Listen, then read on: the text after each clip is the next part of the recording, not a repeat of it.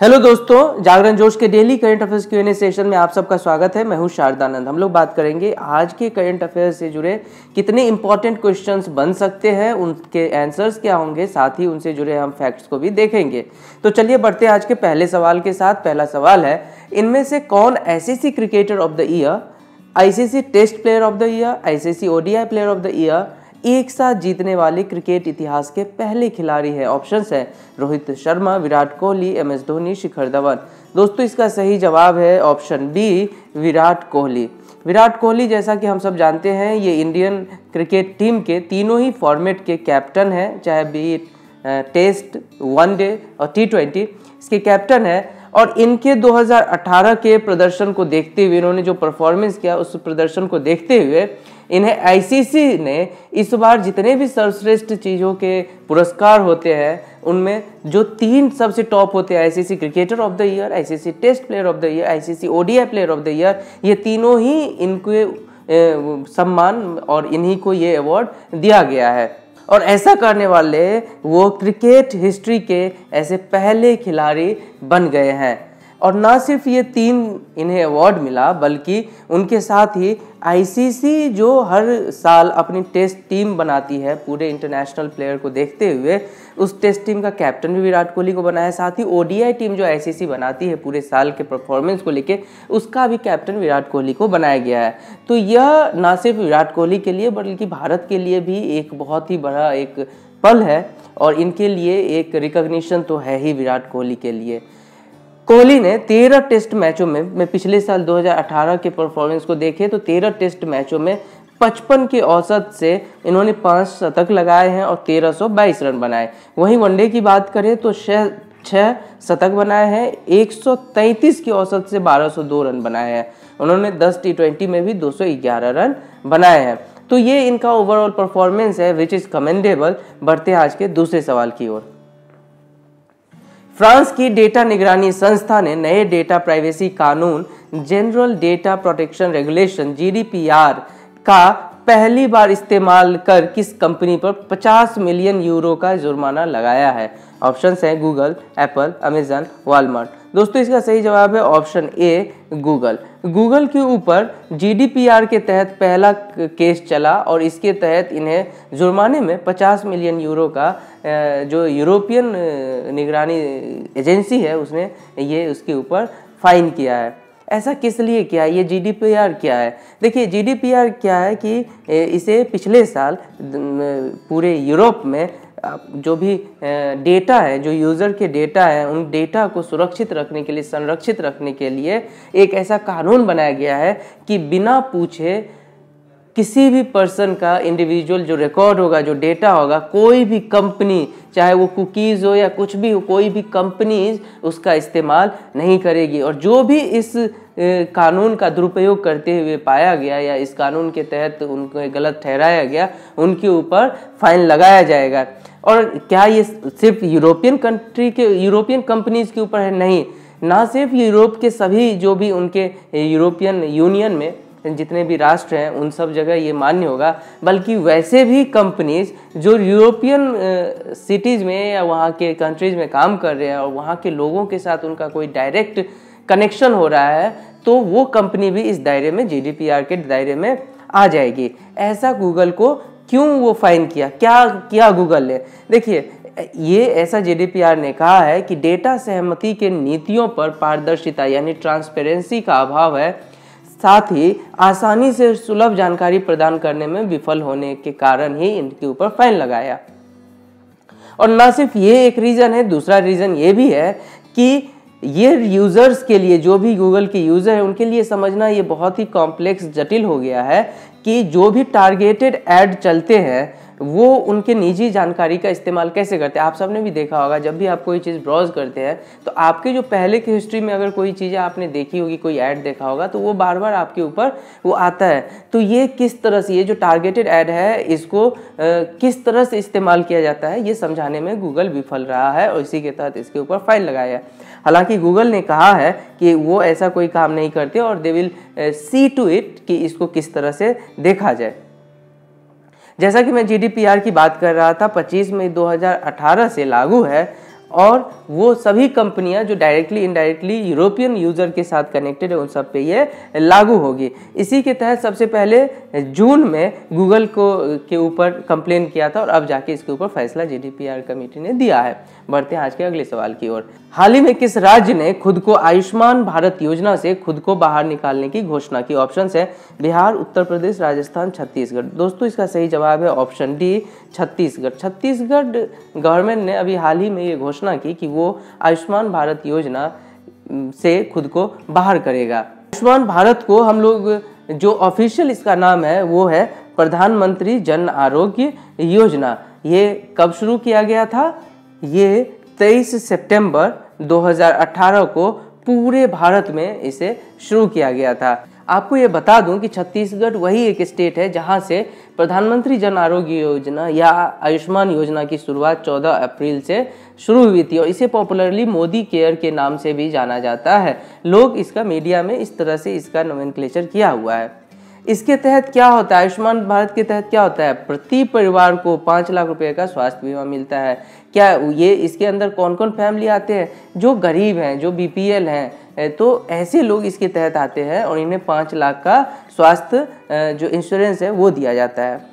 इसमें एक और क्या बातें हैं कि 40% रकम का भुगतान कौन करता है? राज्य सरकार। और यही एक कारण है कि बहुत सारे स्टेट ने खुद को इस योजना से ऑप्ट कर लिया है। अभी छत्तीसगढ़ से पहले जिसने ऑप्ट किया था वो थे वेस्ट बंगाल, लेकिन जब इसकी शुरुआत हुई थी 23 सितंबर को, उसी समय 4-5 स्टेट ने कह दिया कि हम अपने स्टेट में इसको लागू नहीं करेंगे। उनमें थे पंजाब, केरल, दिल्ली, उड़ीसा। तो ये सारे स्टेट आपको याद रखने चाहिए जो इस योजना के शुरुआत में या अभी तक इस योजना में भागीदारी अपना वो स्टेट नहीं रखते हैं। इसके पीछे का रीज़न क्या था? वही जैसा मैंने कहा कि 40% अगर स्टेट देती है, उनका कहना है कि फिर ये हमारे नाम से होना चाहिए, ना कि प्रधानमंत्री के नाम से होना चाहिए। अगर हेल्थ इंश्योरेंस की बात करें, 2008 में राष्ट्रीय स्वास्थ्य बीमा योजना की शुरुआत हुई थी जो बीपीएल फैमिली के लिए की गई थी। बाद में 2012 में छत्तीसगढ़ में मुख्यमंत्री स्वास्थ्य बीमा योजना की शुरुआत की थी। ये उन लोगों के लिए था जो राष्ट्रीय स्वास्थ्य बीमा योजना में नहीं थे। अभी जब छत्तीसगढ़ यहाँ से बाहर हो गया है तो उनका कहना है छत्तीसगढ़ सरकार का कि वो लोग खुद ही वहाँ पे कुछ ऐसा स्टेट गवर्नमेंट के नाम से कुछ हेल्थ इंश्योरेंस शुरू करेंगे जिसके अंदर पूरे स्टेट के लोग आ जाएंगे, इसीलिए वो पीएमजेएवाई से बाहर हो रहे हैं। हालांकि जो इसके एक्सपर्ट हैं वो कहते हैं कि चूंकि जो हेल्थ के ऊपर जो खर्च होता है वो 4 से 5% जीडीपी होता है किसी स्टेट का। अगर पीएमजेएवाई के अंदर वो काम करते हैं तो उन्हें 800 से 900 करोड़ रुपए में पूरे स्टेट के लोगों को ये सहायता मिलती है। अगर स्टेट खुद ही ये पूरा जीडीपी अपने ऊपर लेगा तो उसे कम से कम 10,000 करोड़ रुपए का अतिरिक्त खर्च देना पड़ेगा, जो कि एक छोटे से स्टेट के लिए बहुत ही बड़ी रकम है। लेकिन फिलहाल देखते हैं कि वो लोग क्या करते हैं। बढ़ते हैं आज के अगले सवाल की ओर। झारखंड सरकार ने वर्ष 2019-20 के लिए कितने रुपए का बजट पेश किया? ऑप्शन है 85,429 करोड़, 80,759 करोड़, 92,977 करोड़, 88,000 करोड़। दोस्तों इसका सही जवाब है ऑप्शन ए, 85,429 करोड़। अभी हाल ही में झारखंड सरकार ने 85,429 करोड़ रुपए का 2019-20 का अपना बजट पेश किया, जो कि 18-19 की अगर हम बात करें, 18-19 में उन्होंने 80,200 करोड़ रुपए का बजट पेश किया था। यानी यहाँ से ये कम से कम 3-3.5 हजार करोड़ रुपए का इन्होंने या यूं के 4,000 करोड़ से ऊपर का इन्होंने इस बार बजट अपना बढ़ाया है। क्या उसमें रखा है? उन्होंने बताया कि झारखंड का जो जीडीपी होगा वो 10.5% के रेट से बढ़ेगा।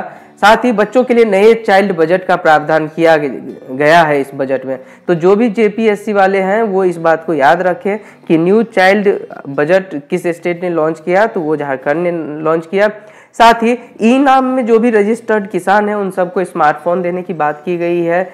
2019-20 में लक्ष्य रखा हुआ है 3,000 बिरसा आवास बनाने का। उड़ान योजना के तहत जमशेदपुर, बोकारो, दुमका में हवाई सेवा शुरू होगी। 43 लाख निरक्षरों को साक्षर बनाने के लिए साक्षर झारखंड अभियान शुरू किया गया। तो ये भी एक इम्पॉर्टेंट फैक्ट्स है, आप सबको याद रखने चाहिए। बढ़ते हैं आज के अगले सवाल की ओर।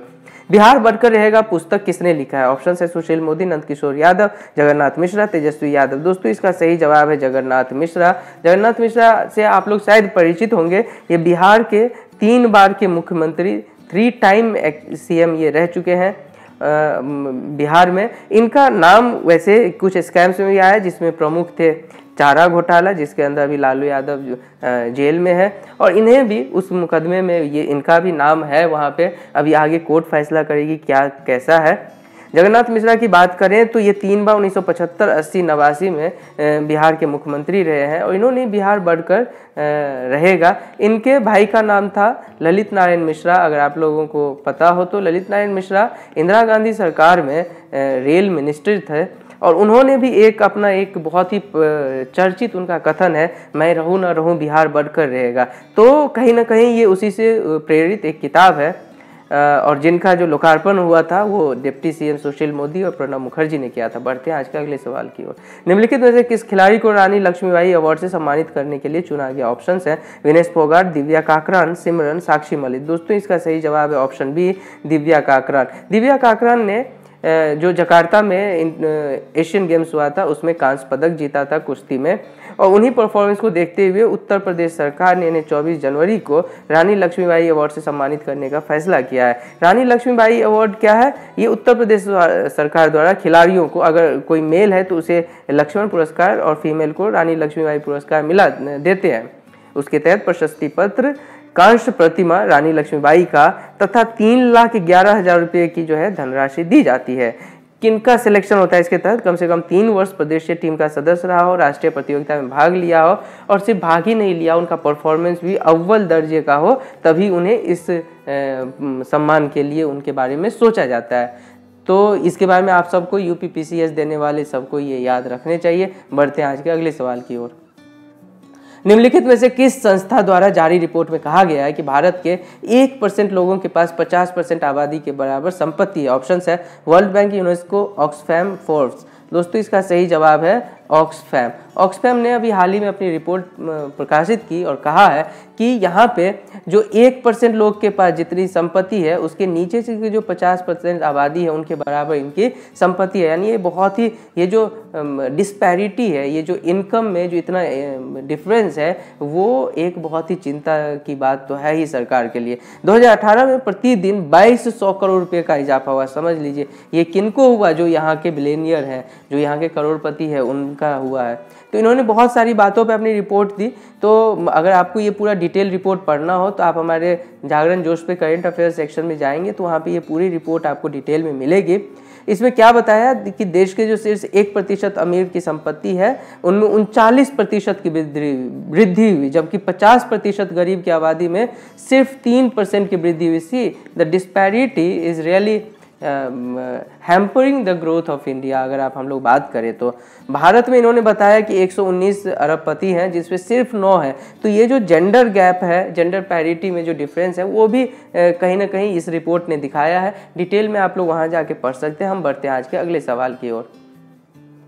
हाल ही में जर्मनी ने सुरक्षा कारणों का हवाला देते हुए किस देश की एयरलाइंस कंपनी महान एयर पर बैन लगा दिया? ऑप्शन है जापान, बांग्लादेश, ईरान, कुवैत। दोस्तों इसका सही जवाब है ईरान। ईरान की कंपनी है महान एयर और इसके ऊपर जर्मनी ने सुरक्षा कारणों से इसे बैन कर दिया है। इससे पहले मैं बता दूं कि ऑलरेडी जो अमेरिका की जो प्रतिबंधित लोगों की जो लिस्ट होती है, बैंड लिस्ट होते हैं, उसमें इस एयरलाइंस का नाम पहले से ही है। और ऑलरेडी अमेरिका अपने जितने भी राष्ट्र होते हैं, जो उनके सहयोगी देश होते हैं, उनको ये काफ़ी समय से कह रहे थे कि ये जो महान एयर है, ये ऐसा उन लोगों को अंदेशा है और ऐसा उन्हें कहीं ना कहीं से रिपोर्ट मिली होगी कि ये जो टेररिस्ट हैं और जो कुछ ऐसे काम करते हैं दूसरे देशों में, जो गलत तरीके के इस्तेमाल करके वहाँ पे अशांति फैलाते हैं, तो उसमें महान एयर कहीं ना कहीं उन लोगों के साथ है, कंट्रीब्यूट करता है। इसीलिए इसके ऊपर बैन लगानी चाहिए। इसी के तहत जर्मनी ने भी इसके ऊपर बैन लगा दिया है।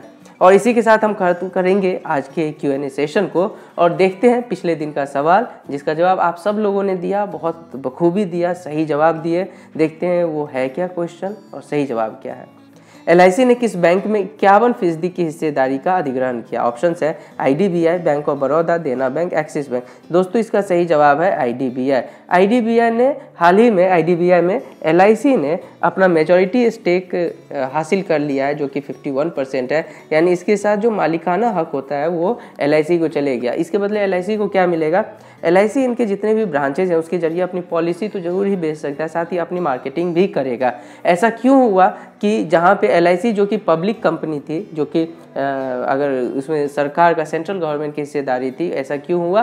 तो आपको मैं बता दूं कि IDBI की जो NPA थी वो बहुत ज़्यादा बढ़ गई थी। इसी के तहत RBI ने इसे PCA के अंदर रख दिया था। जो प्रॉम्प्ट एक्शन कमेटी है, प्रॉम्प्ट करेक्टिव एक्शन है, उसके तहत इसे रख दिया था।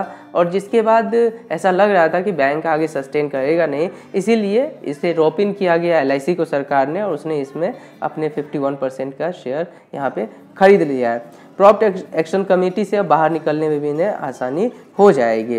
राकेश शर्मा इसके जो है MD और CEO है IDBI में, और LIC ने कहा है कि अभी इसके जो भी ऑफिशियल है उनमें कोई चेंज नहीं होंगे। आप सबके दिमाग में जरूर आ रहा होगा ये PCA क्या है। देखिए PCA RBI ने एक मैकेनिज्म स्टार्ट किया है जिसमें कैपिटल को लेके, कैपिटल एडिक्वेसी को लेके, इसके एसेट के क्वालिटी को लेके और प्रॉफिटेबिलिटी को, इन 3 चीज़ों को ध्यान में रख के किसी भी बैंक को वो PCA के अंदर डालती है। PCA में भी 3 कैटेगरी होते हैं, 1, 2, 3। जो सबसे अच्छे होते हैं उस कैटेगरी में उन्हें PCA 1, फिर 2, और जो सबसे बेकार होते हैं, जिनका लग रहा है कि ये डूब ही जाएगी, वो PCA 3 कैटेगरी में डालते हैं।